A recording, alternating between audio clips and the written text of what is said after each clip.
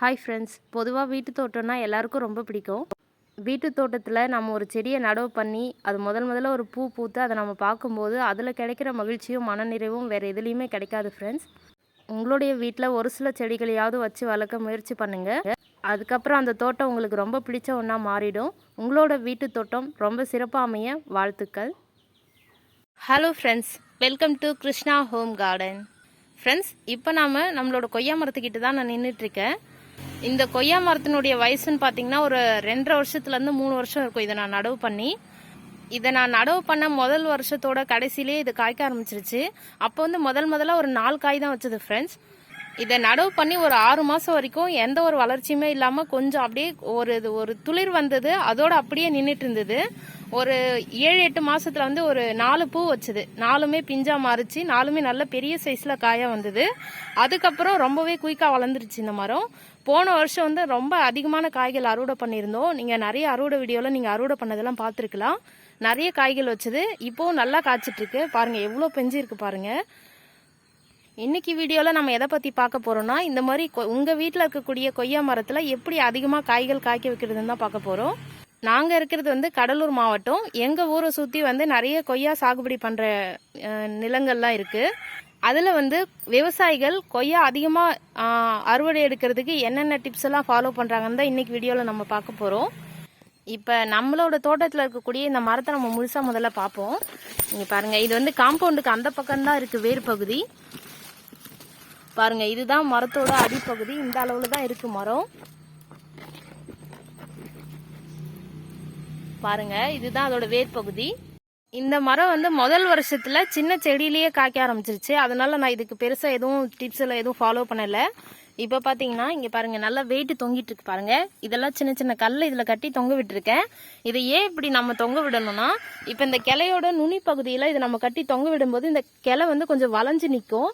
பார்க்கும்போதே தெரியும் இது கொஞ்சம் வளைஞ்சு தொங்கிட்டு இருக்கிறது.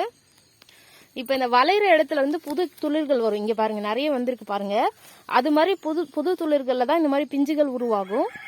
அதனால இங்க விவசாயிகள் என்ன பண்ணுவாங்கன்னா, நிறைய பிளாஸ்டிக் கவர்ல கொஞ்சம் மண்ணோ இல்ல கல்லோ எதையோ போட்டு வெயிட்டை கட்டுவாங்க. இந்த மாதிரி எல்லா கிளைகள்லயும் நுனி கிளையில வெயிட்டை கட்டி தொங்க விடுவாங்க.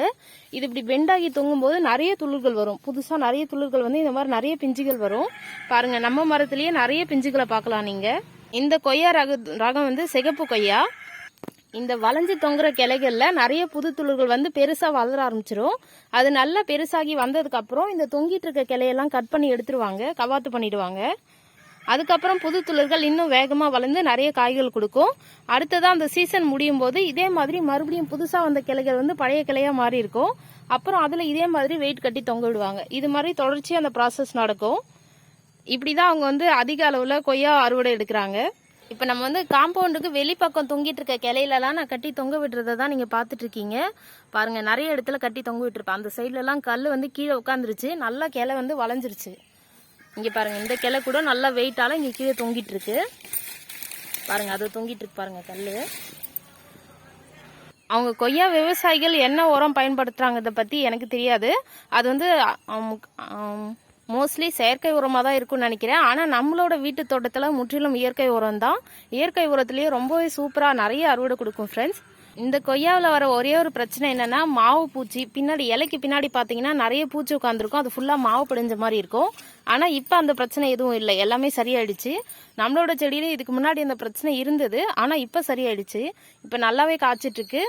உங்களுக்கு பார்க்கும்போதே தெரியும் எவ்வளோ பிஞ்சுகள் இருக்கு பாருங்க. நான் வந்து இந்த சைடில் இருக்கிற கிளைகளை மட்டும்தான் காமிக்கிறேன்.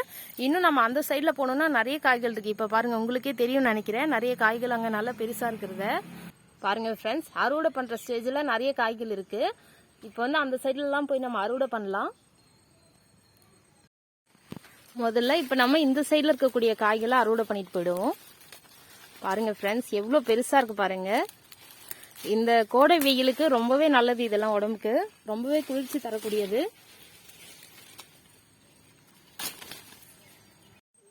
ஃப்ரெண்ட்ஸ், அடுத்ததா காம்பவுண்டுக்கு இந்த பக்கம் வந்துட்டோம். இதுதான் மரத்தோட வேர் பகுதி. முதல்லயே காமிச்சேன் உங்களுக்கு. இந்த சைட்ல இருந்து பார்ப்போம் எப்படி இருக்குன்னு பாருங்க. பாருங்க ஃப்ரெண்ட்ஸ், இந்த சைட்லயும் நிறைய வளர்ந்துருக்கு.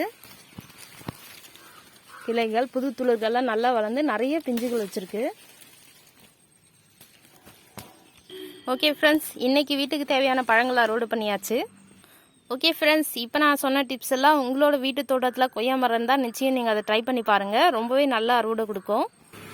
ஃப்ரெண்ட்ஸ், இன்னைக்கு வீடியோவில் நாம் பார்த்த விஷயங்கள்லாம் உங்களுக்கு பயனுள்ளதாக இருந்திருக்கும்னு நினைக்கிறேன். அடுத்ததாக இன்னொரு இன்ட்ரெஸ்டிங்கான வீடியோவில் பார்க்கலாம். Okay friends, thank you. Thanks for வாட்சிங்.